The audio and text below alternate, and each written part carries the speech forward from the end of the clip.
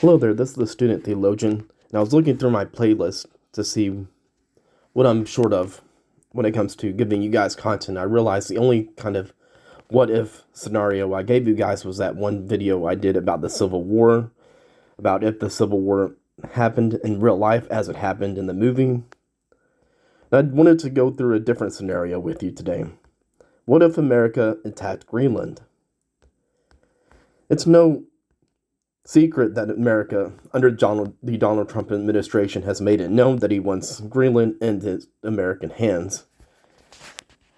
Trump has claimed that it's a security threat to have Greenland so close to Europe, or so close to America in its geographical position, that he needs it in American hands.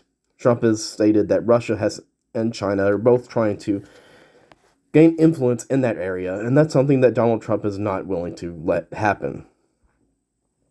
Trump has gone so far to not rule out the idea of a military conquest. So for the sake of this video, we're going to pretend that the worst comes to worst, and this invasion actually happens. What would the geopolitical landscape look like?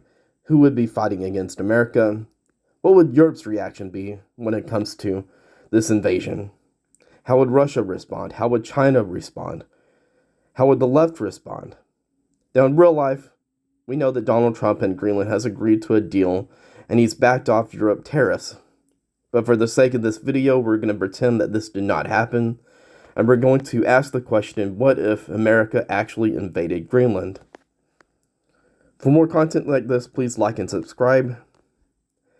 Now let's get back to the scenario. And we know Greenland by themselves cannot stand up against the United States. They don't have any kind of standing army to speak of. They don't have any kind of air force or navy. So they would need the backing of Europe. But even if you just compare Europe versus the United States, the numbers are quite noticeably in America's favor. America boasts 28,000 heavy built planes, stealth bombers, Air Force, as well as having the advantage over helicopters. They have almost double the amount of tanks and other military-style Humvees, as well as artillery. And the United States Navy by itself can almost take on the entire world because it's so overpowered. We have more aircraft carriers than the rest of the world. America has more battleships, destroyers. I think America's, if you just look at the Navy and the Air Force, it would absolutely destroy whatever Europe could put against it.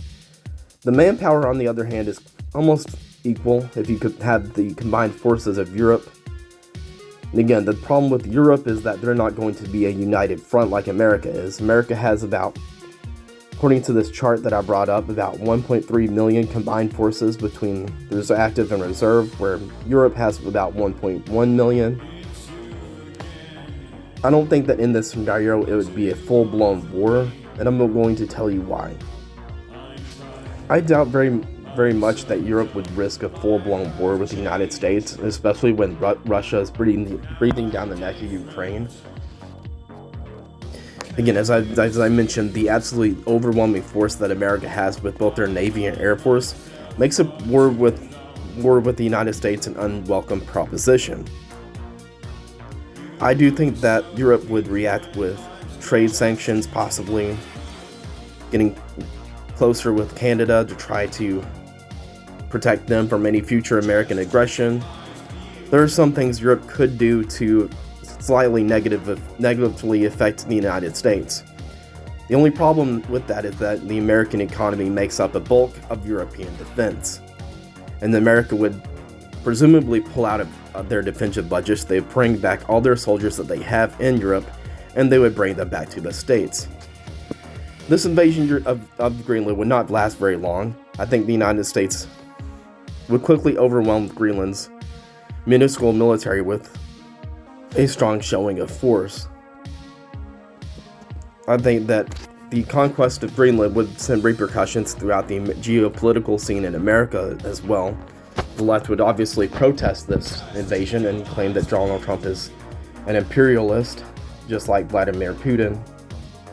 I don't know how it would affect the election, if at all. I think Trump supporters are very loyal to Trump. I think that they would continue to support J.D. Vance if he ran in 2028 regardless, if we conquered Greenland or not. And it's kind of surprising, even the alt-right, who's mostly isolationist, they support the idea of America being involved in the Western Hemisphere, i.e. places like Venezuela and Greenland. I think Europe is slowly figuring out how little they matter on the geopolitical scene, on the worldwide geopolitical scene, as they get squashed between powers like the United States, Russia, China. And I think this would be a blow to European pride, and I think it might affect how the elections in some of these European countries would go.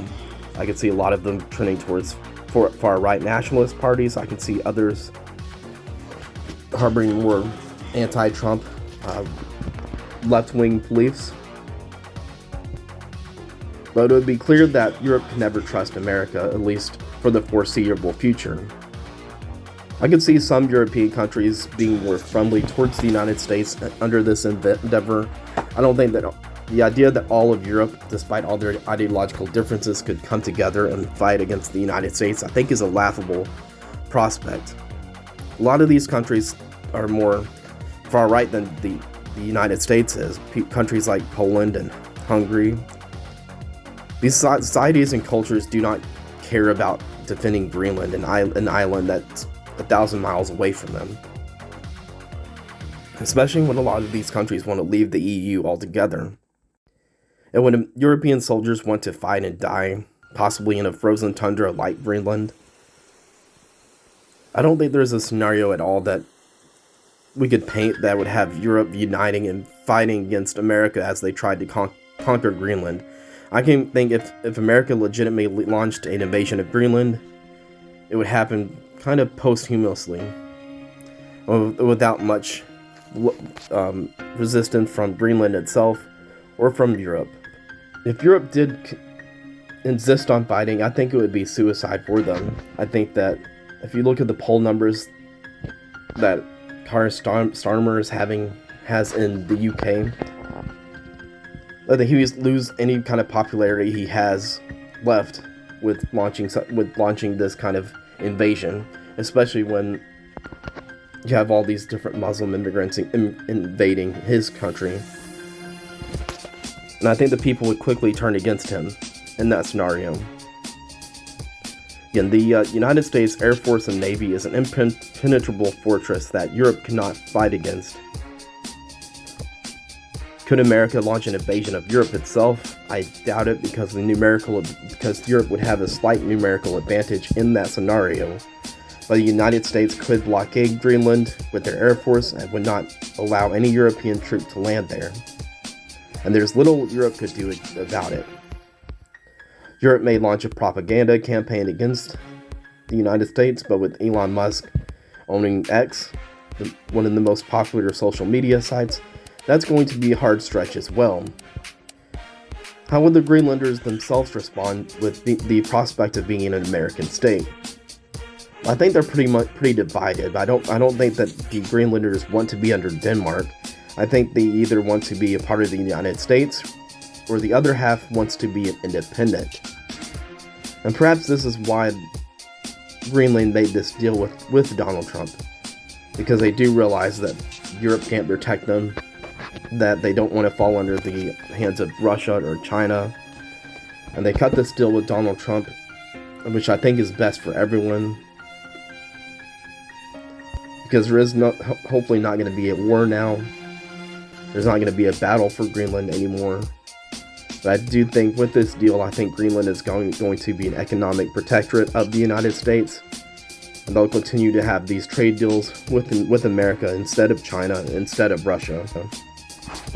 If there was a war between America and Greenland, I could see Vladimir Putin and Russia launching a full-fledged invasion of Ukraine, as Europe would be unable to defend both Ukraine and Greenland from two superior forces simultaneously. So I don't think Europe is in a position to threaten America. Ukraine has shown themselves to be quite resistant to Russia right now, So I think they would be able to hold out a little bit longer. But I think without the aid of Europe in this scenario, I think Ukraine would eventually fall to Russian hands. And Europe simply cannot allow that to happen. As much hatred as the European leftists have against Donald Trump, and I don't think the average European sees Donald Trump in the same light as Vladimir Putin. So I think if you had to choose between defending your continent from Russia or America, I think you would have to defend it against Russia first, because America's traditionally and historically been a European ally, where Russia has been an adversary, dating back to the Cold War when when the Soviet Union took half of Europe after World War II. And that history matters. That history matters, and I think that's why creating a scenario like this is so unrealistic. Greenland, with its small population, would probably not be made a state under this scenario. I think that they would be a territory like Guam or Puerto Rico. But yeah, you could paint it on the map. The world map would have to change, and it would have to show Greenland as property of the United States under this scenario.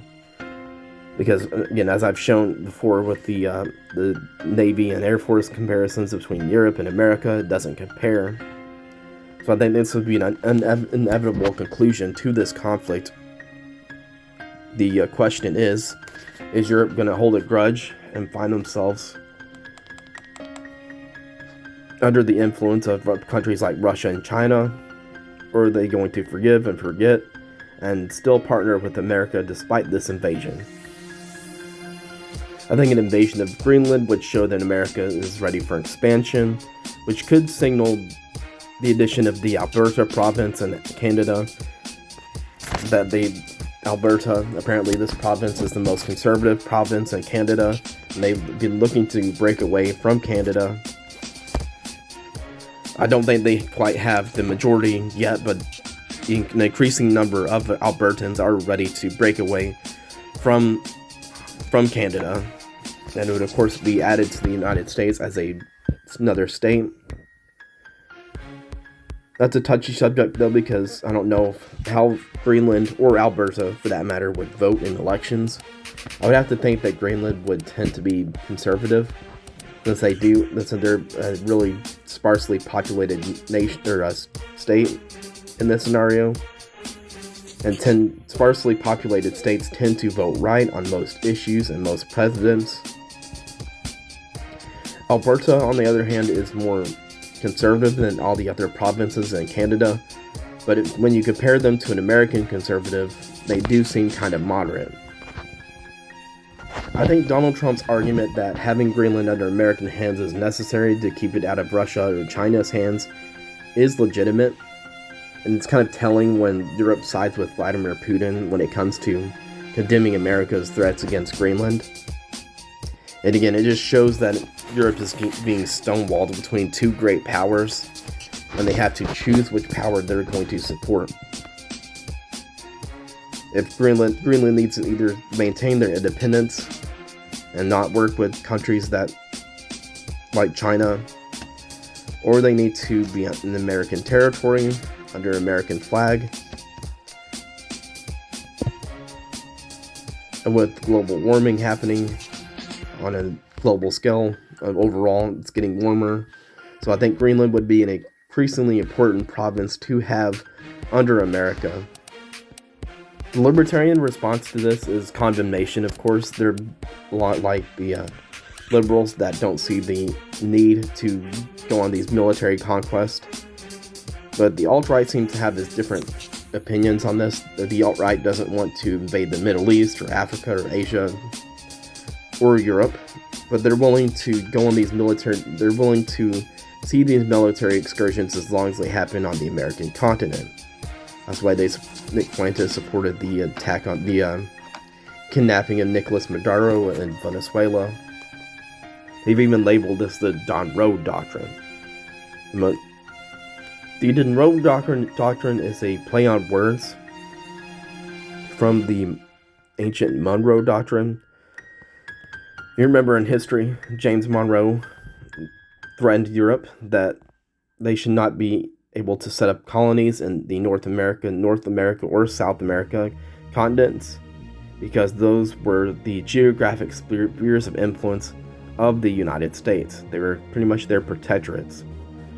And this was, of course, seen throughout the Cuban Missile Crisis when we tried to invade Cuba and overthrow their communist government, because we didn't want a communist dictator living that close to America. America has traditionally and historically protected their sphere of influence with a passion, and it doesn't matter who's in charge. Both Democrats and Republicans have wanted to protect and preserve this area of the world for American democracy. And I think that the acquisition of Greenland would serve in that interest. I think keeping this province away from Russia and China is a noble cause.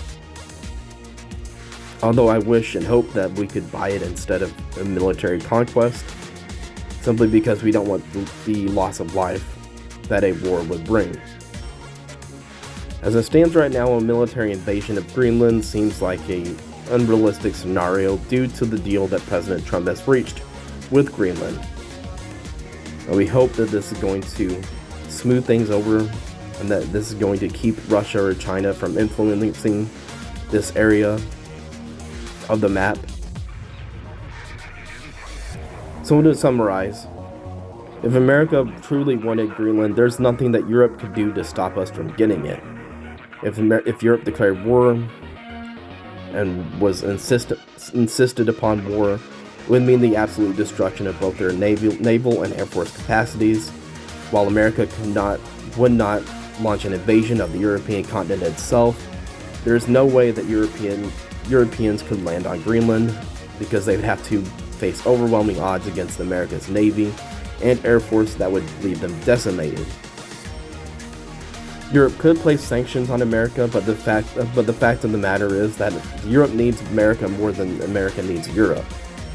If you look at the spending that America does for NATO, over half of NATO spending comes from the United States, and a lot of these European countries, their defensive spending all happens as a result of American taxpayer dollars that go to them for their defensive departments. There's no scenario you could ever invent that would show Europe successfully defending Greenland from the United States if we insisted on taking it. But tell me what you think below, and until next time, this has been the Student Theologian.